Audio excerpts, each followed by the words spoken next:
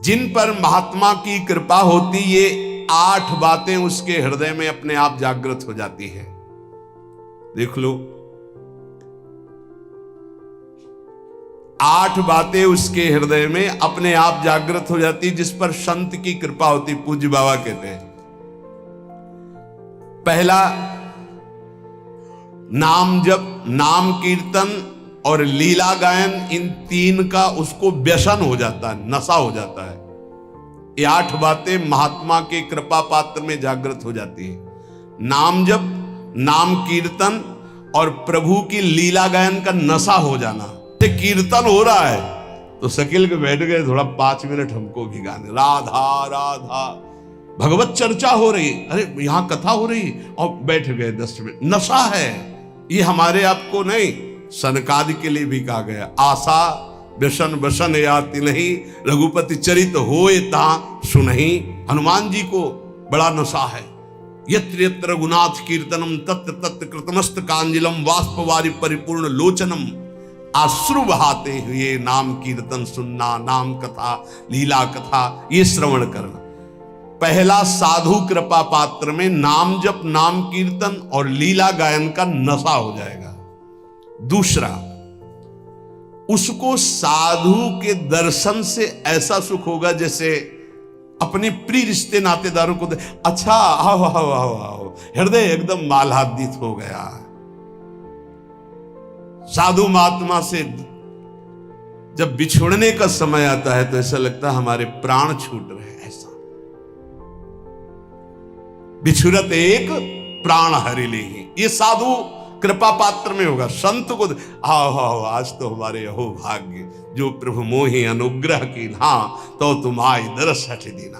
पहला, नाम जप कीर्तन और लीला गुण गान का व्यसन। दूसरा, साधु दर्शन, साधु सेवन, ऐसा जैसे प्रिय रिश्तेदार, प्रिय नातेदार, ऐसा होना चाहिए। कई चरित्रों में पढ़ा है कि भगत की पत्नी जब संतों का मंडल आया तो उनके लिए बहुत ही ऐसे खिचड़ी आदि रूखा सूखा, और जब उनके भाई आए तो खीर पुआ पूरी सब व्यवस्था। जो लाल स्वामी जी के भी चरित्र में ही पढ़ा है, वो अंदर घर में गए, कहा कि बहुत खुशबूदार ये सब भोग पदार्थ बने और संत मंडली में तो खिचड़ी परोसी जा रही। तो उनका वो संत है, ये हमारे भाई हैं आए, मतलब उनके साले। अच्छा, तुम्हारे भाई, और ये हमारे रिश्तेदार हैं, हमारे प्रभु के जन पार्षद हैं। सब खीर पुआ उनको परोसा, खिचड़ी उठा के लाए, उनके भाई को पकाया। ये तुम्हारे रिश्तेदार के लिए, ये हमारे रिश्तेदार के लिए। हरिराम व्यास जी, मलाई गिर गई दूध के साथ उनकी कटोरे में और संतों में दूध परोसा है। हाँ, ये शरीर तुम्हारा पति है ना, इसलिए सभा में ही कह दिया, जाओ मैं आज से तुम्हारा त्याग करता हूं। तुमने हमारे संतों के साथ भेद किया, हमारे आगे मलाई गिरा, क्योंकि शरीर तुम्हारा पति है ना, इसलिए। जबकि ऐसा नहीं, स्वाभाविक ऐसा हुआ था।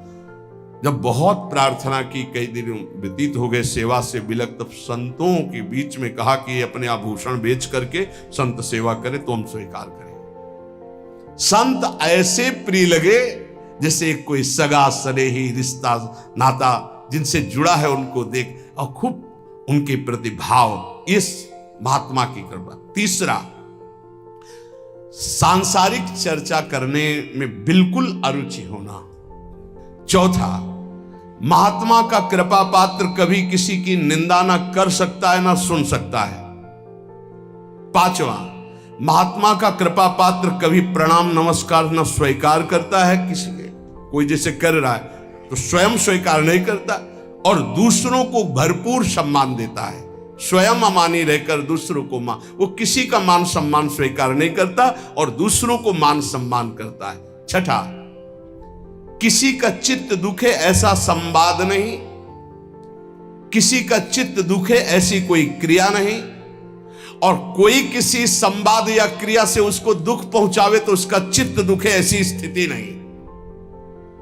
सातवां, यदि उसको कोई पद या उपाधि दी जाए तो विष्ठा के समान उसको त्याग देगा महात्मा का कृपा पात्र।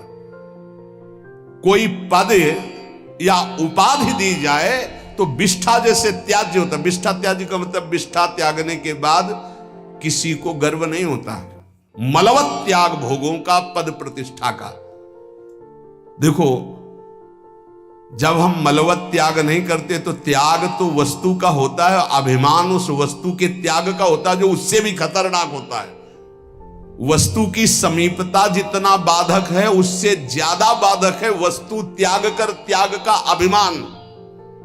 वह किसी के चित्त दुखाने पर कभी दुखी नहीं होता और वो कभी कोई ऐसा संभाषण या व्यवहार नहीं करता और अपनी प्रतिष्ठा को विष्ठा के समान त्याग देता है। भोगों का त्याग, संपत्ति का त्याग जहां बड़े महापुरुषों के प्रति आए तो विषवत त्याग बताया गया है, वमनवत त्याग, 3 शब्द बोले गए, वमन के समान और मल के समान। इनमें सबसे ज्यादा श्रेष्ठ मल के समान है।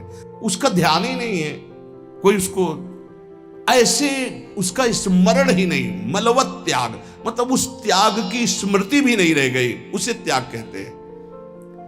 ये महात्मा की कृपा पात्र को होगी को प्रतिष्ठा को, संपत्ति को, मान को विषवत त्याग करना, वमनवत त्याग करना, मलवत त्याग करना।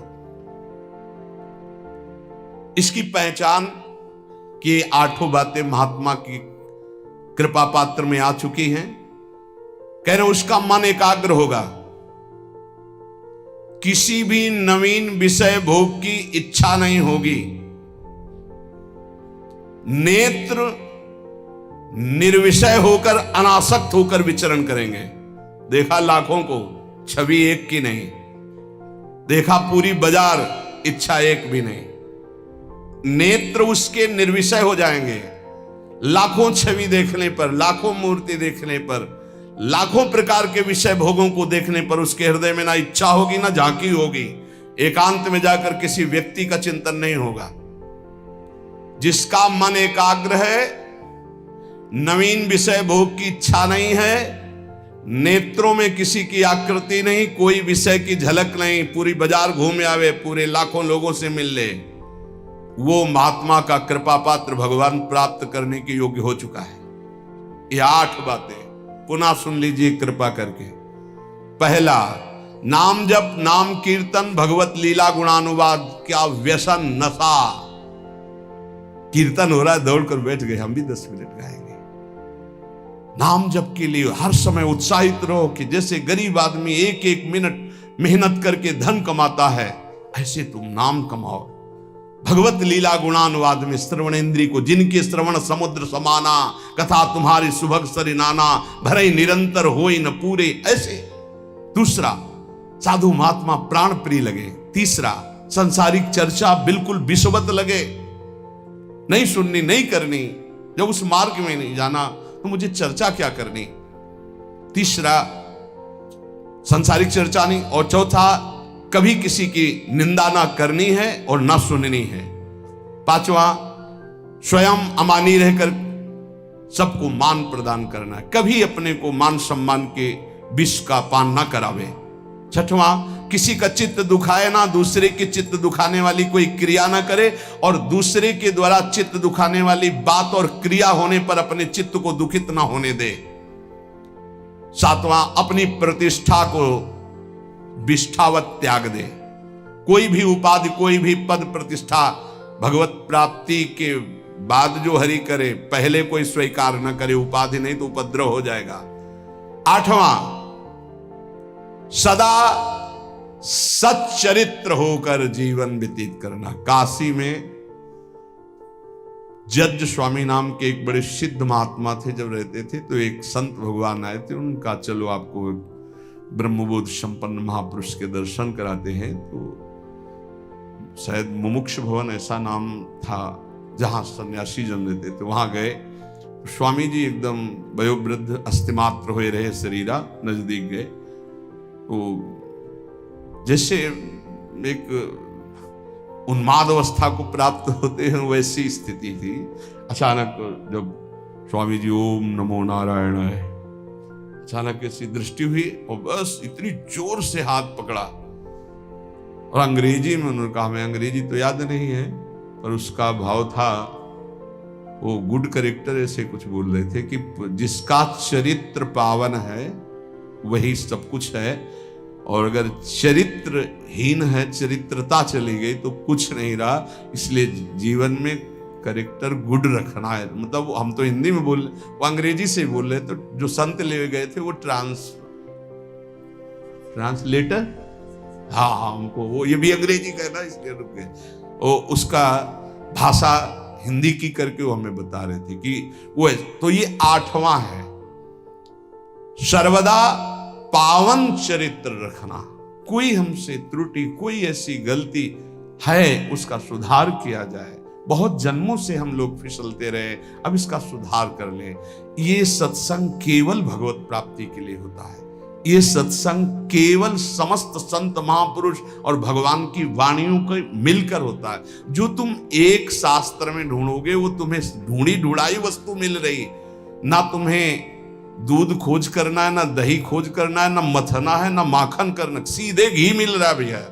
अगर अब पुष्ट ना हुए तो भगवान जाने। बड़े बड़े महापुरुषों के पावन सूत्र, पावन चरित्र, पावन सिद्धांत आपको मिल रहे हैं। आप कृपा करके, अपने ऊपर कृपा करके, हमारे ऊपर कृपा करके, हमारे भगवान के ऊपर कृपा करके। कैसे? भगवान के ऊपर कृपा। भगवान ये गीता हमारे लिए बोले हैं, अगर हम स्वीकार करेंगे तो मानो भगवान कहते कृपा कर रहे हो हमारे ऊपर, जो हमारी बात मान रहे हो। जैसे छोटा बच्चा दूध पी लेना तो माँ कहती बहुत अच्छा, मानो माँ के ऊपर कृपा कर दिया, नहीं तो माँ चिंतित रहती। गुरु के ऊपर कृपा कर दिया यदि आपने बात मान ली, क्योंकि गुरु निश्चिंत हो जाएंगे। आप भगवत प्राप्त हो गए, आप भगवान को मिल गए। ये हमारी निश्चिंतता, हमारे प्रभु की निश्चिंतता। और आपके ऊपर गुरु कृपा भरपूर, हरि कृपा भरपूर, लेकिन आपकी कृपा में कंजूसी है आपके ऊपर। आपकी कृपा यदि आपके ऊपर हो जाए तो सब बात बन जाए।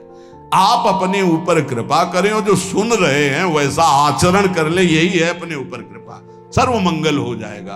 खूब नाम जप करें, भगवद आश्रित रहे। और प्रार्थना है, दिनचर्या को भगवान मान लीजिए, हमारी बात मान लीजिए, अपनी दिनचर्या को भगवान मान लीजिए। दिनचर्या में त्रुटि ना कीजिए। दिनचर्या जिसकी पावन हो गई वो पावन हो गया, महात्मा बन गया। एक दिनचर्या, कोई भी दिनचर्या जो आपकी बनी हुई है उसको कभी त्रुटि मत होने दीजिए। बुखार आ जाए तो कपड़ा ओढ़ करके गेट के पास बैठ जाइए, आप उसका प्रभाव देखिएगा। दिनचर्या में बहुत बड़ी सामर्थ्य होती है। जिन महापुरुषों की हमने चरित्र पढ़े, बड़े बड़े महापुरुषों की, उनकी दिनचर्या थी, वही हमारे बचपन से दिमाग में दिनचर्या बैठ गई है कि एक दिनचर्या ही आपको उन्नति मार्ग में ले जाएगी। एक दिनचर्या, कृपया हमारी बात मान लीजिए, एक दिनचर्या बना लीजिए। आपकी दिनचर्या की त्रुटि वो आपके लिए बहुत हानिकारक होगी, प्रमाद स्थिति होगी। अन्य समय आप कार्य कीजिए जो आपके और कार्य हैं, दिनचर्या में आपकी त्रुटि नहीं होनी चाहिए। आज के सत्संग का जो आपने श्रवण किया उसका मनन करो और अपने आचरण में उतारो, और इसी जन्म में प्रिया प्रीतम की प्राप्ति की योग्यता हमारे अंदर आ जाए। प्रिया प्रीतम मिले ना मिले, हर समय उनको पुकार कर रो रहे हैं यार, ये तो आ जाए। उनसे मिलने के लिए तड़पना तो आ जाए, उनकी याद में डूबना तो आ जाए। वो आ जाएगा। अगर उनको ना बुलाना होता, ना ये देना होता तो हमको क्यों ये सानिध्य देते। इस सानिध्य का मतलब वो हमें, आप समझो, प्रिया जो आपको मिलने के लिए कितने व्याकुल हैं, यहां से तुम्हें सुनाई नहीं दे रहा, ये उनकी व्याकुलता है। आपसे मिलना चाहते हैं, आप क्यों मिलने के लिए तैयार नहीं हो रहे हो। जैसे माँ बाथरूम में बच्चे को ले जाकर स्नान कराकर तैयार करके पिता की गोद में बैठा देती है, ऐसे गुरु आपको पावन सजा करके प्रिया प्रीतम के रास मंडल में प्रवेश कराने के लिए आप तैयार हो जाएंगे। जैसे छोटा बच्चा ना बाथरूम की, वो कहता है मुझे खेलना है, वो थप्पड़ मारेंगे, चल पहले। ऐसी कुछ दशा है। ऐसे घसीटो कि ये जो पवित्र आचरण है आपको निर्मल करेंगे, और आप उन मलिन खेलों को खेलना चाहते हैं। हमारी कोशिश रहेगी, हमारी चेष्टा रहेगी कि हमारे कांधे पे पैर रखो और ऊंचाई पे चढ़ जाओ। यही हमारे जीवन का परम लक्ष्य है। आप सब सहयोग दें हमारा, कि जो हम गुरुजनों की, महापुरुषों की वाणी सुना रहे हैं उसको आप जीवन में धारण करें और परम सुख, परम मंगल प्रियालाल को प्राप्त हो। श्री आधा वल्लभ लाल की।